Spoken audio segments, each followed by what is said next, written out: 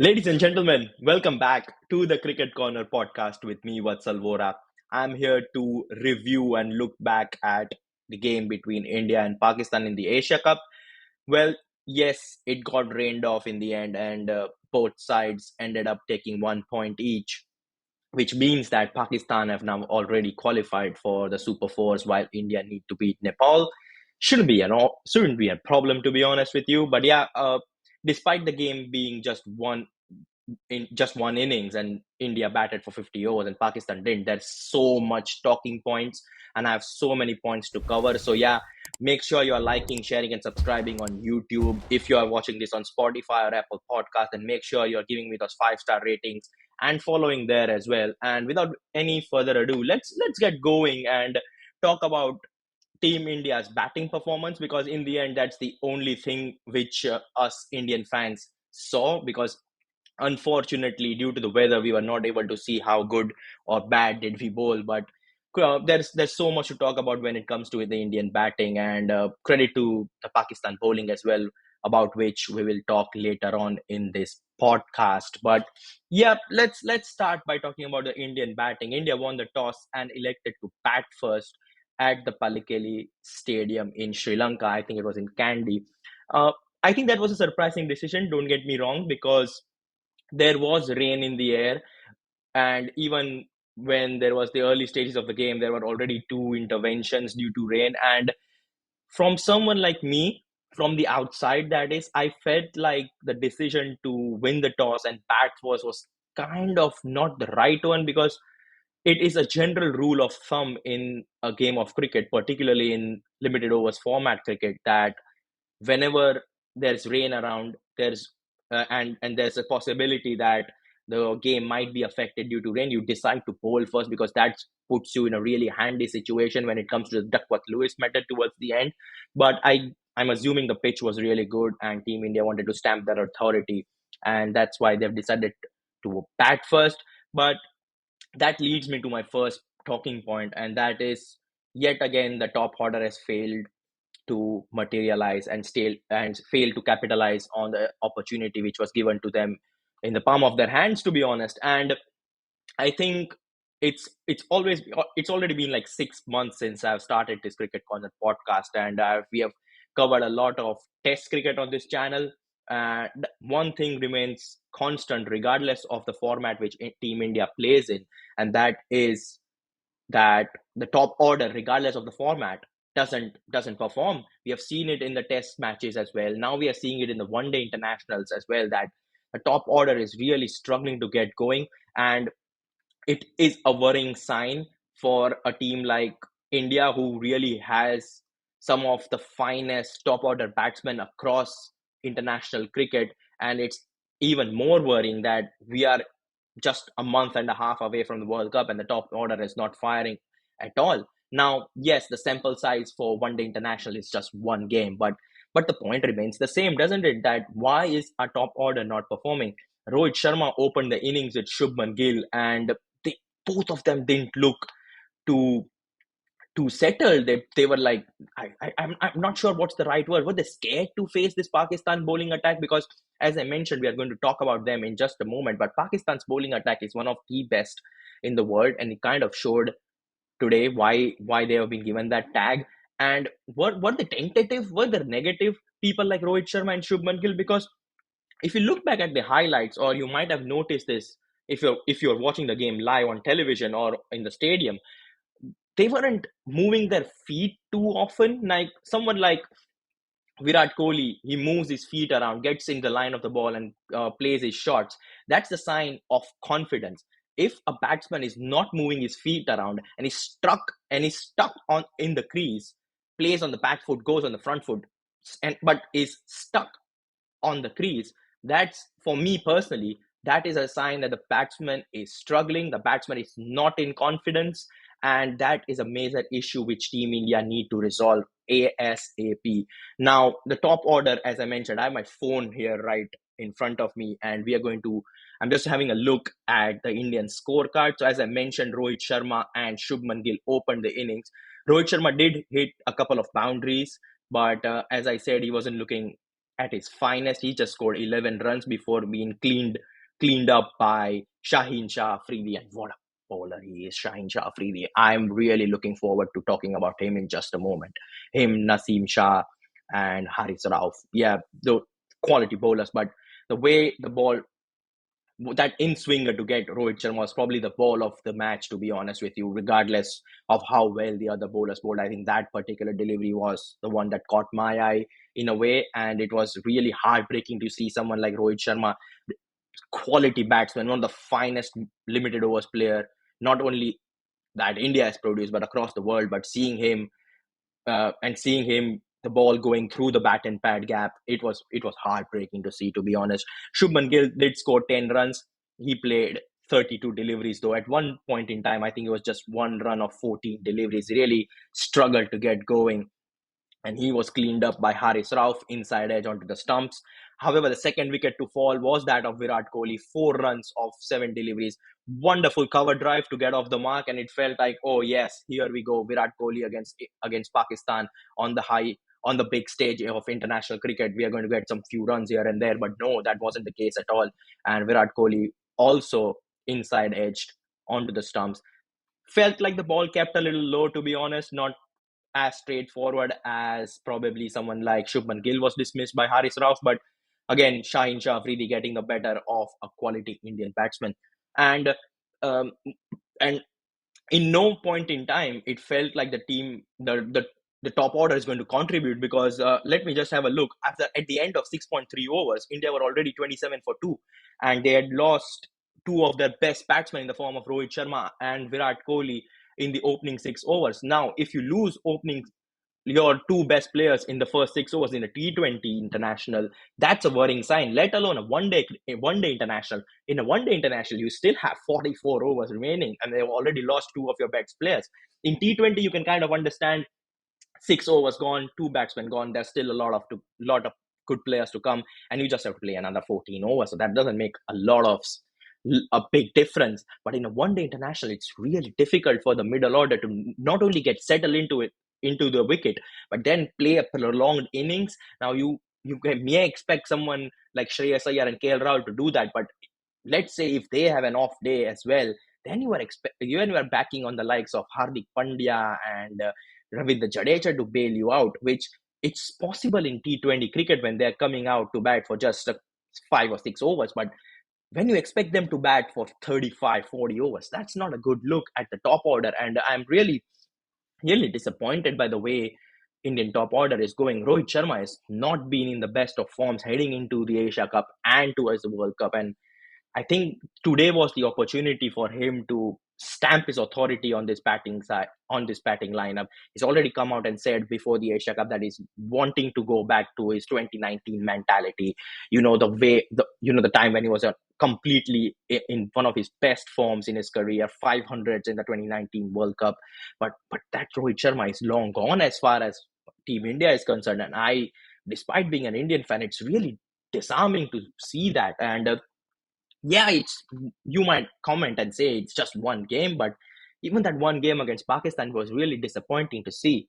Shreyas Iyer was, by the way, at number 4. Good to see him back after a prolonged period of injury. I think he last played in the Border Gavaskar Trophy back in February. So, what is that, like a good 7 months? After which we are seeing Shreyas Iyer. Good innings, to be honest with you. 14 runs. Now, yes, a low score, but he looked good in those 14 runs. I'm trying to get some positives out of this Team India batting, and I think Shreyas Iyer looked comfortable, looked calm, and the way he was dismissed, he was kind of unlucky. Tried to pull off Haris Rauf.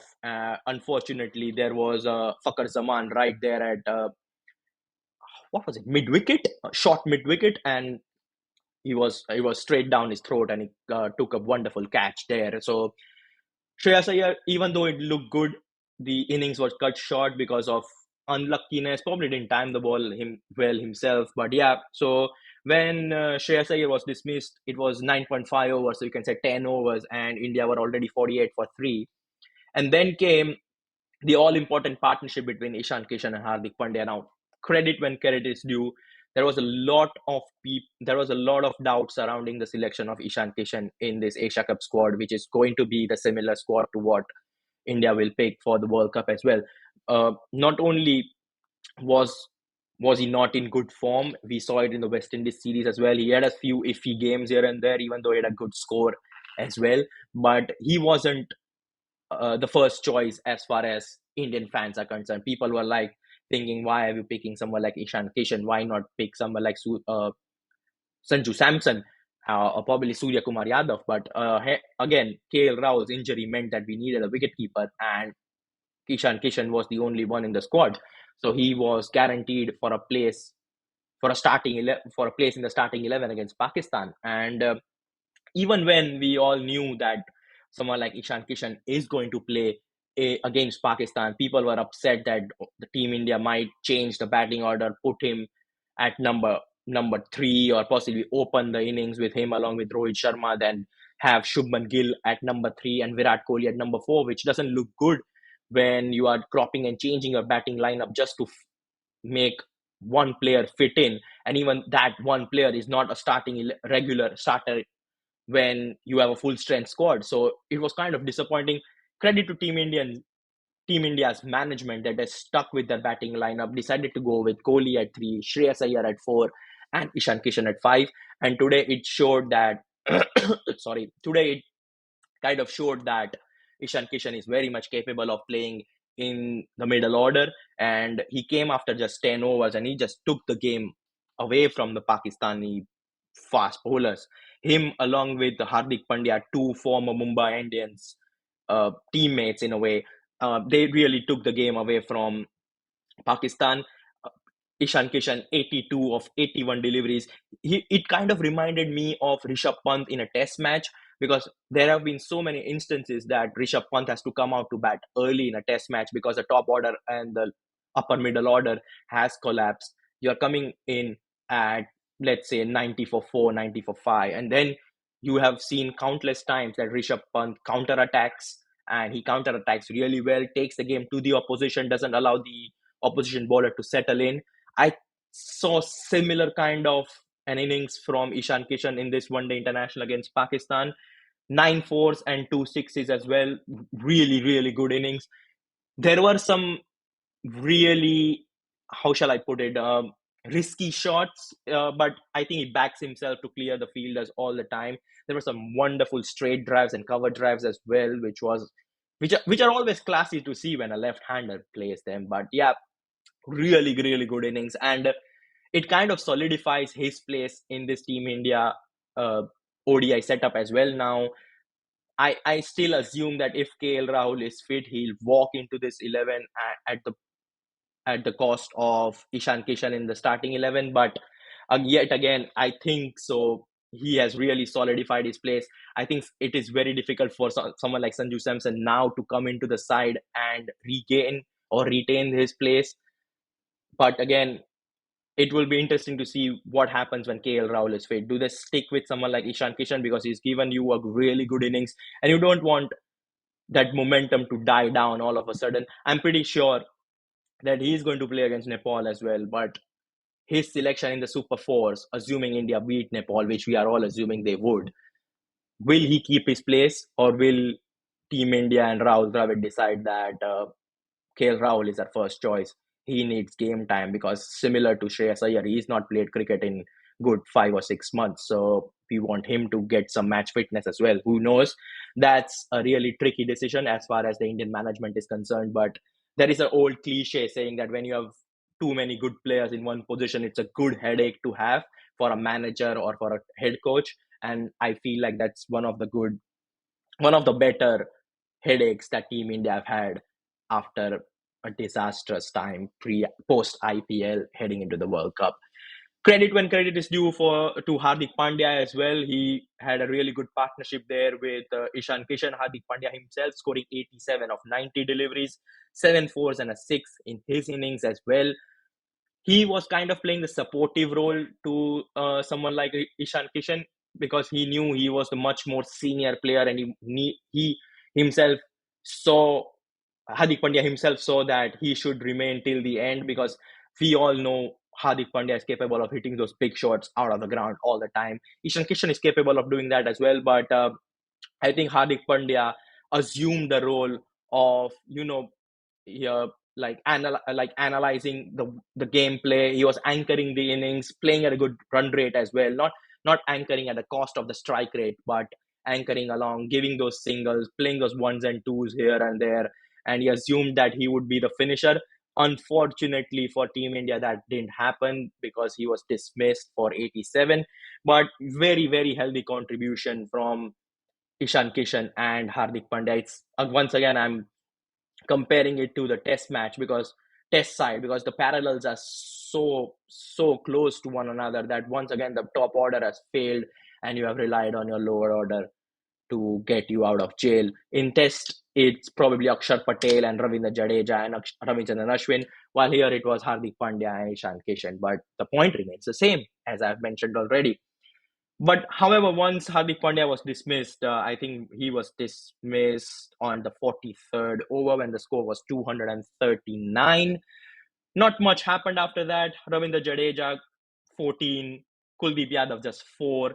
A good cameo from Jasprit Bumrah, 4 boundaries on his way to 16 or 14 deliveries. So yeah, healthy contribution with the bat by someone like Jasprit Bumrah. Good to see him back. Unfortunately, we did not see him bowl today, but he was really good with the bat.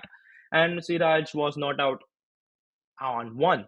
So that meant that India had posted a total of 266, giving the target to Pakistan of 267. Unfortunately, Pakistan did not come out to bat because of the rain. But I'm sure, similar to how India took the positives out of Ishan Kishan and Hardik Pandya's batting, I think there are a lot more positives when it comes to Pakistan because once again their bowling attack was absolutely phenomenal. Even before the Asia Cup started, we were all talking about the likes of Shaheen Shah Afridi, Naseem Shah, and Haris Rauf, and the trio didn't disappoint. They were just brilliant. I think this is probably the best fast bowling attack leading into the World Cup. There's obviously the likes of Australia with Stark, Cumming, and Hazelwood. There's obviously South Africa with Rabada, Ngidi, Nokia, Marco Jansen, Keshav Maharaj, who is a spinner, but the point remains the same. They have some fantastic bowling lineup as well, but Pakistan is just Pakistan. I think I tweeted it out myself that we all knew Shaheen Shah Afridi was going to take wickets with the new ball in his very first spell. And unfortunately for us Indian fans, that happened. He dismissed both Rohit Sharma and Virat Kohli. We have seen this time and time again from someone like Shaheen Shah Afridi, and more recently as well. He's played in the Big Bash League. He played against Afghanistan in the one-day international, three-match one-day international series prior to the Asia Cup. And time again, he takes wickets with the new ball in his first over or in his second over or in his first spell altogether. Now, there is an argument that can be made that after this ball is swinging is done, he's kind of expensive towards the latter stages of a limited overs game. But the damage has is already been done. It doesn't matter if you are giving runs at 6.5, 7 runs and over in a one-day international when I've already picked up 3 early wickets and you have sent 3 of your opposition's best batsmen back into the pavilion. You can then afford to give away a few runs because he bowls attacking line and length. He bowls full. He wants the ball to swing away. He's not shy to pitch the ball right up there.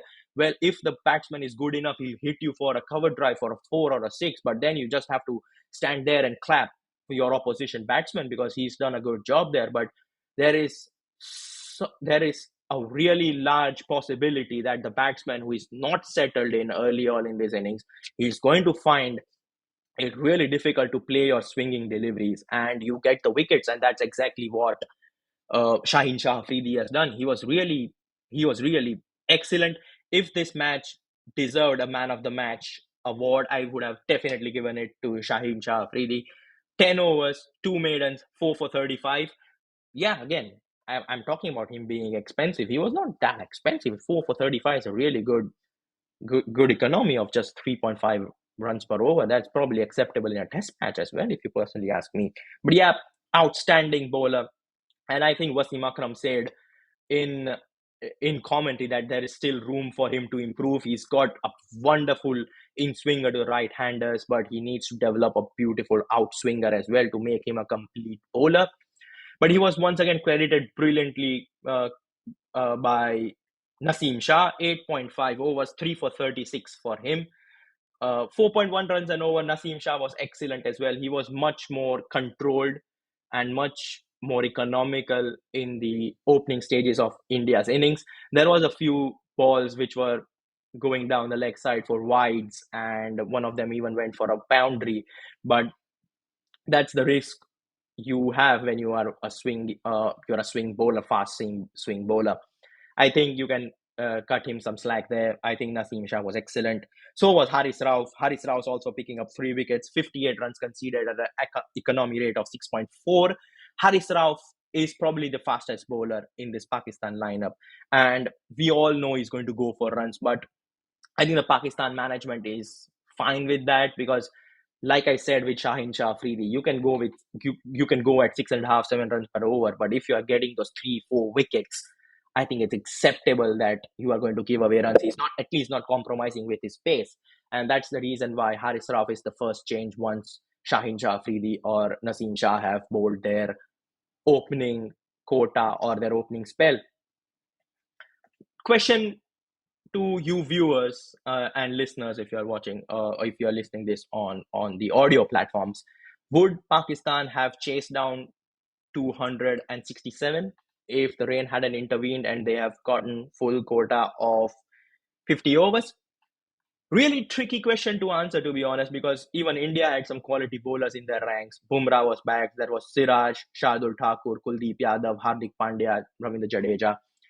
I think the bowling unit of Pakistan is a lot better. Not a lot better, but slightly better than Team India. But I personally would have felt that Team India might have struggled to contain the likes of Fakhar Zaman, Imamul Haq, Mohammad Rizwan, and Babar Azam. Even Iftikhar Ahmed and Shadab Khan, they had some really good batting lineup as well to command to complement their bowling lineup, the Pakistan team. It would have been a tall order. Pakistan might have just edged it, to be honest with you, because the pitch was kind of good, and 267 is not that of a big total in one day international these days. They scored closer to 350 against Nepal. It was Nepal, but still, their batsmen are in good form. Babar Azam 1900s in one day internationals. He's in some of his best forms of his life. So there is a possibility that Pakistan would have chased this down.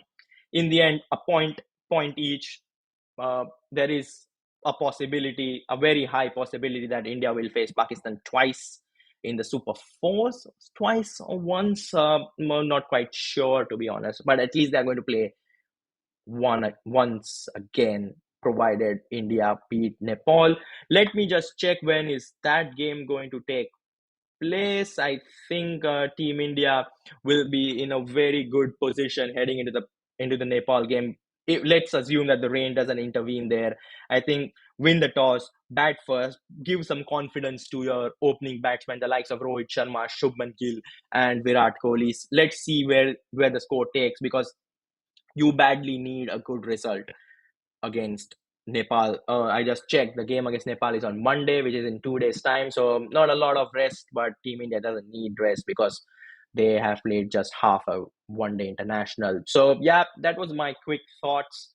I thought it would be a quick podcast, but as I'm seeing this on my screen, it's already 24 minutes long. But there were so many talking points after just half of one-day international. Positives for Team India, some negatives as well.